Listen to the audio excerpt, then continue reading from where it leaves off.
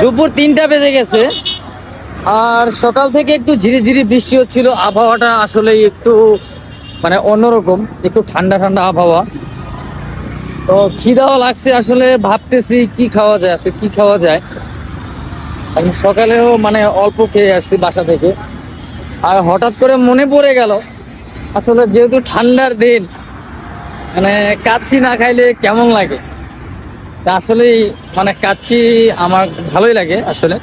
তো যাচ্ছি আসলে শান্তিনগর বাজারের দিকে, দেখি কাচ্চি পাওয়া যায় কিনা, কারণ না পাওয়ার সম্ভাবনাটাই বেশি। মানে এখন 3টা বাজে।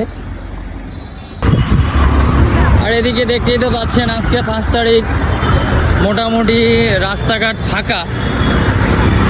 অন্যান্য টাইম অনেক জ্যাম থাকে। দেখি শান্তিনগর বাজারে যাই কি অবস্থা। তো চলে আসলাম ঢাকা স্বাদ বিরিয়ানিতে। আর এখানকার কাচ্চি আমাকে সত্যি অসাধারণ লাগে।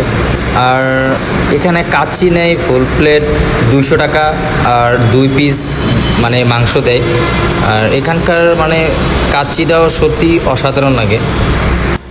যদিও আমি লাস্ট সময়ে চলে এসেছি, এখানকার বিরিয়ানিটা আসলে মানে বিরিয়ানি এবং কাচ্চি শেষ হয়ে যায় 3টা সাড়ে 3টার আগে। আর আমি একটু দেরিতেই চলে এসেছি, এই কারণে আর কি লাস্ট সময়ে।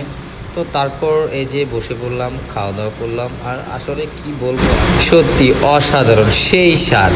তো যে খাননি অবশ্যই আসবেন, যারা শান্তিনগর, কাকরাইল, মালিবাগের আশেপাশে থাকি সবাই, মানে যারা যারা খাইতে চান তারা ট্রাই করতে পারেন। এখানকার কাচ্চি খুবই টেস্ট।